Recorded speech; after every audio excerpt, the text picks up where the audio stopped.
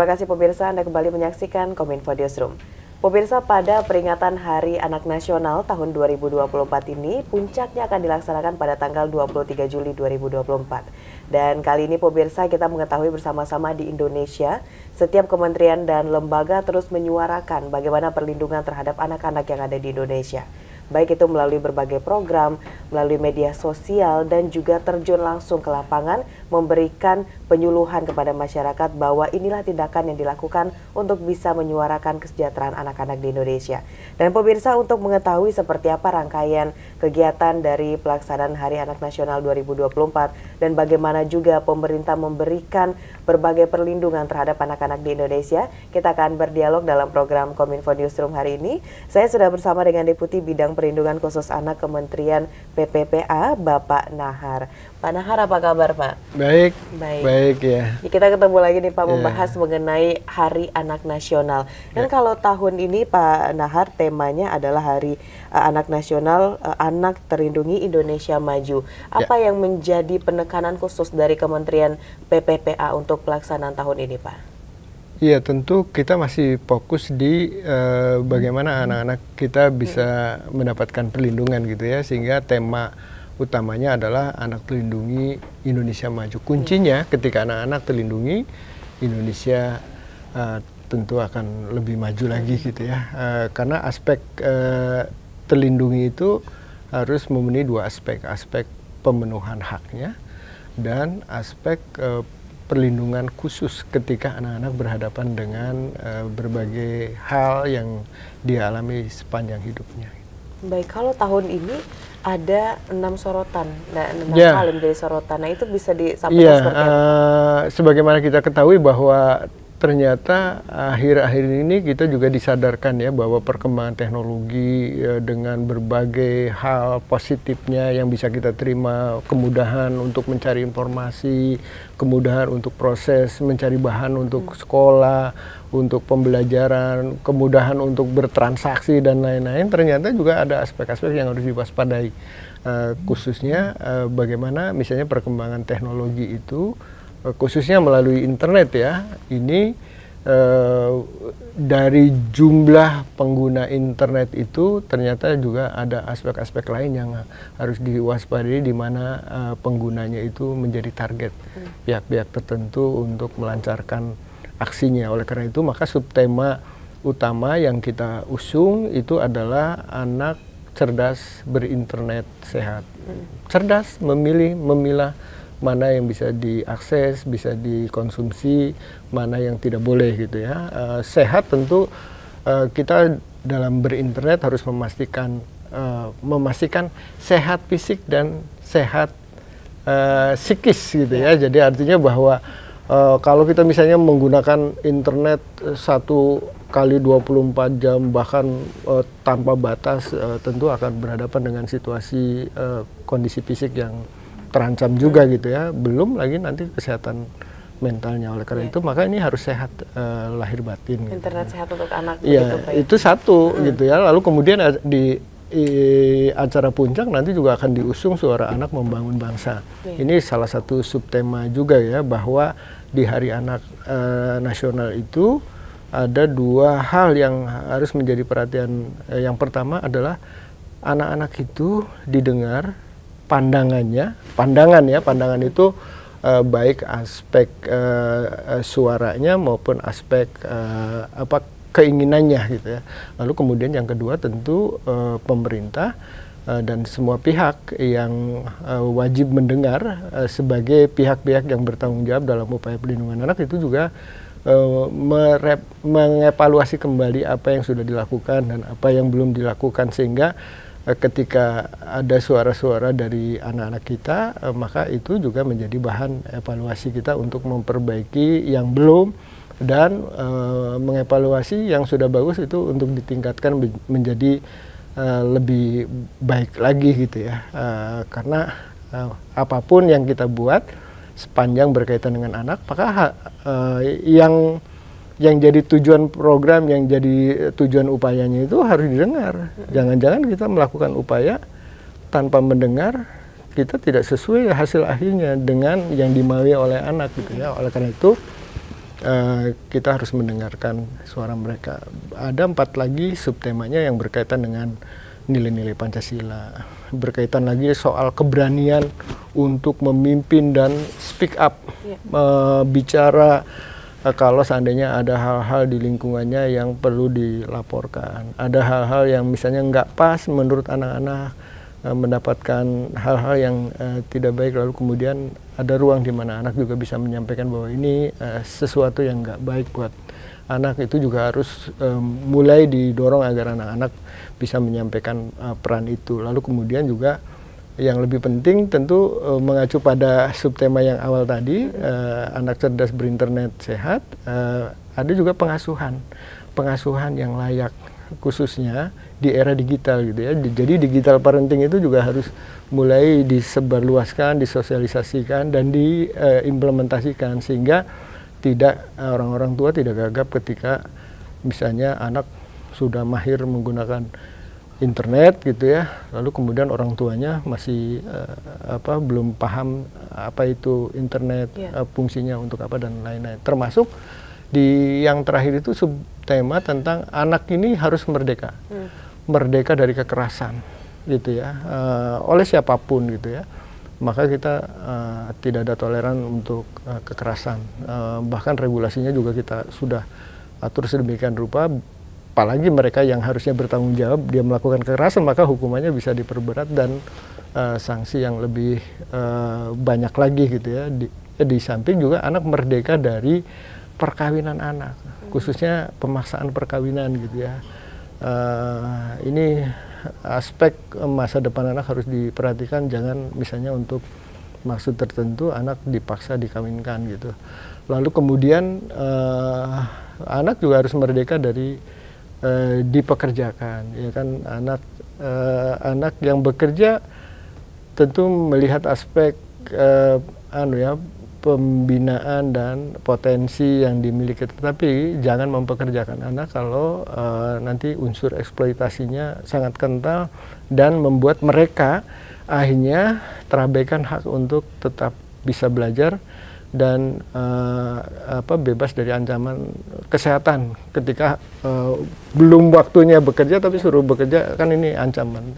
Termasuk misalnya juga merdeka dari situasi stunting dan kerentanan lainnya. Jadi program yang dikeluarkan oleh Kementerian PPPA ini, kita sebelum mengeluarkan program itu kita dengarkan dulu gitu Pak ya. Tadi yang seperti Bapak sampaikan, anak ini sebenarnya keluh kesahnya seperti apa. Iya. Dan tadi Pak Nahar sudah menyenggol sedikit mengenai kekerasan, terus ada eksploitasi anak. Dan saat ini kasus-kasus yang kita lihat, yang terbaru nih Pak, data dari Kementerian Kominfo juga menyebutkan bahwa kasus judi online ini, anak-anak di bawah umur 10 tahun.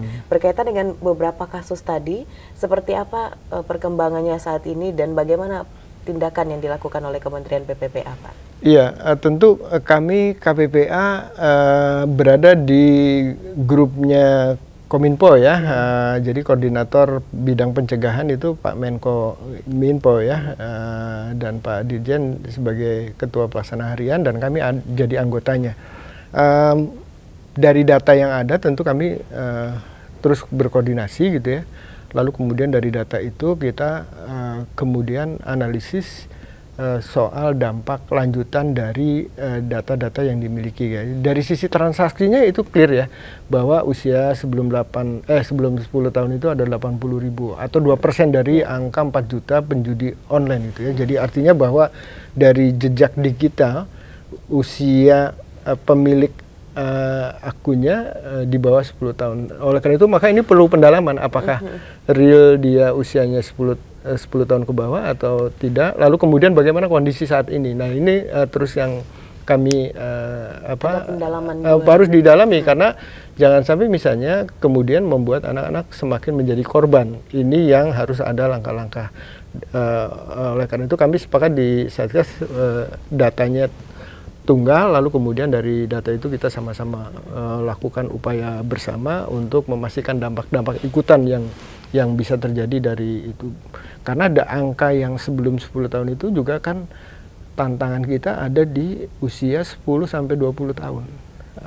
di 10 sampai 20 tahun itu ada 11%. Kalau misalnya angka yang di bawah 18 tahun, belum 18 tahun, itu angkanya di atas 2% juga masih sangat banyak. Oleh karena itu kita mengatensi ini dan mengantisipasi segala kemungkinan yang terjadi dari data ini, yang kita harapkan tidak berdampak panjang bagi anak-anak tadi, yang bisa jadi dia terjebak dalam persoalan judi daring ini, kemudian dia memang diprovokasi oleh aplikasi, diprovokasi oleh orang, atau memang dieksploitasi oleh pihak-pihak tertentu ini yang terus kita waspadai dan lakukan upaya bersama. Baik, kalau saya dengarkan penjelasan dari Panhar tadi, ini memang dari kementerian, dari lembaga, dari pemerintah lah begitu sudah jor-joran gitu Pak, yang melakukan berbagai upaya untuk perlindungan anak dan mengatasi kasus-kasus kekerasan gitu. Nah, di sisi lain kita punya masyarakat juga nih Pak, dan ini adalah konten kreator. Nah, untuk di Indonesia konten kreator yang ada, khususnya mereka yang membuat edukasi mengenai anak, itu bagaimana kita merangkul dari Kementerian PPPA sejauh ini Pak?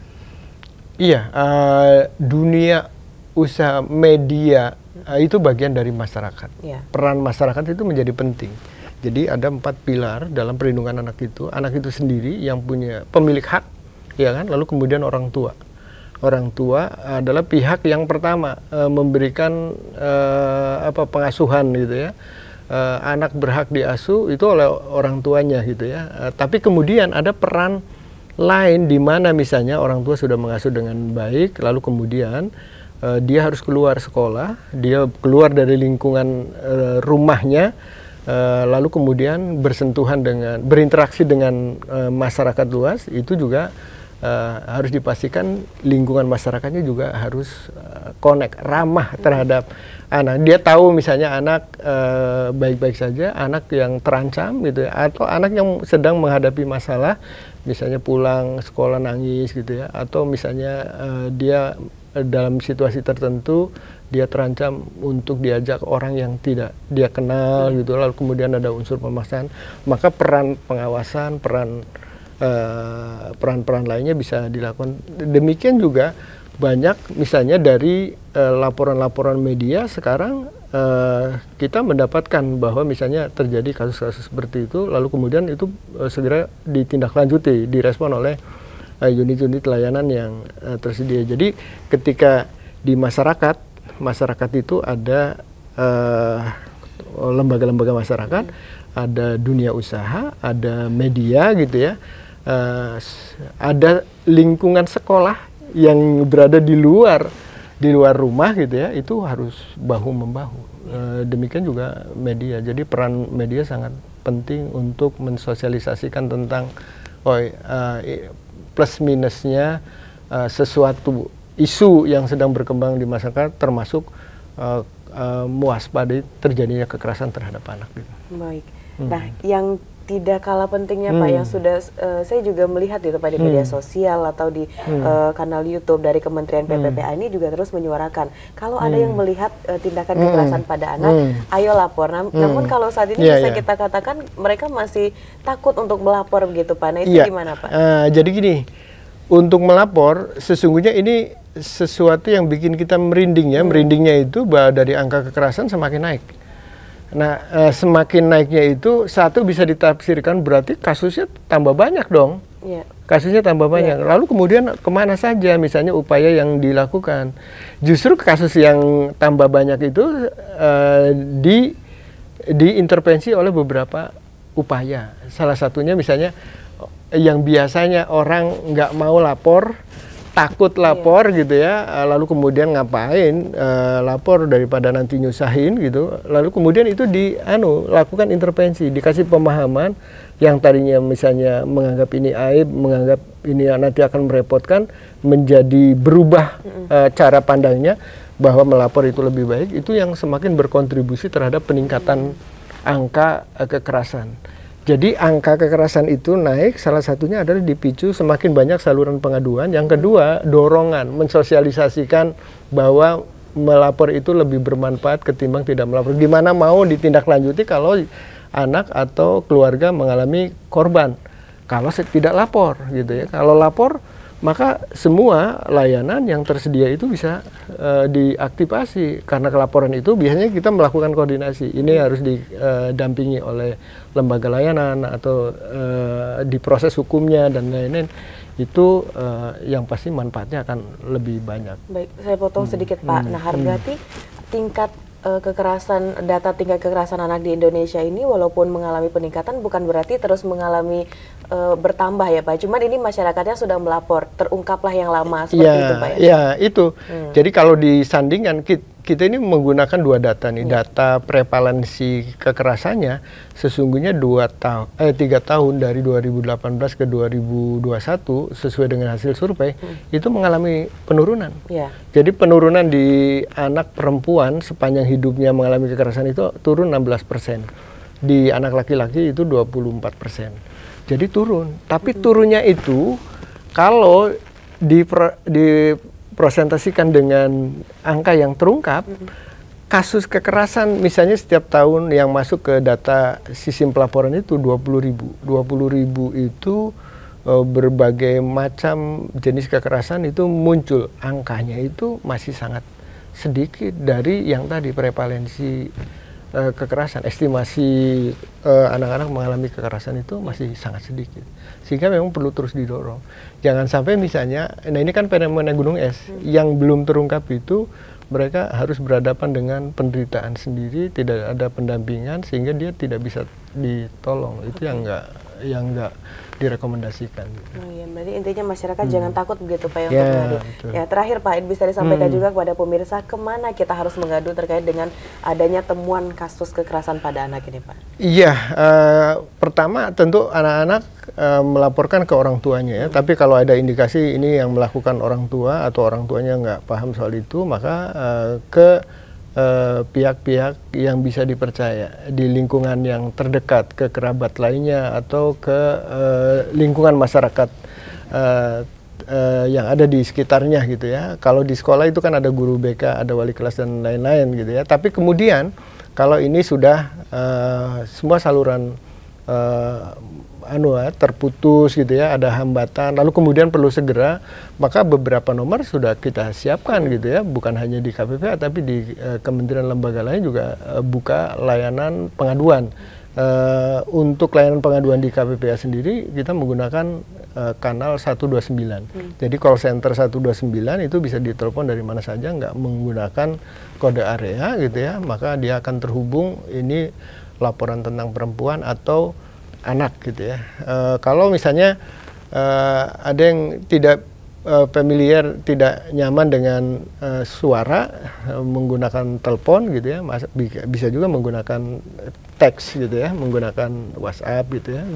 Itu bisa disalurkan ke 08 111 129 129. Baik, oke. Untuk pemirsa bisa langsung hubungi Pak ya. Pokoknya kita sebagai masyarakat Indonesia harus membantu juga bekerja sama dengan pemerintah memberikan kesejahteraan kepada anak begitu. Terima kasih Pak Dahar sudah memberikan informasi terkait dengan bagaimana tadi pelaksanaan dari Hari Anak Nasional 2024 dan perkembangan dari kasus serta program yang dilakukan oleh Kementerian PPPA. Baik pemirsa, itulah dialog kita pada Kominfo Newsroom kali ini bersama dengan Deputi Bidang Perlindungan Khusus Anak Kementerian PPPA Bapak Nahar. Terima kasih untuk Anda yang sudah menyaksikan. Usai jeda pariwara kami akan kembali dengan informasi lainnya.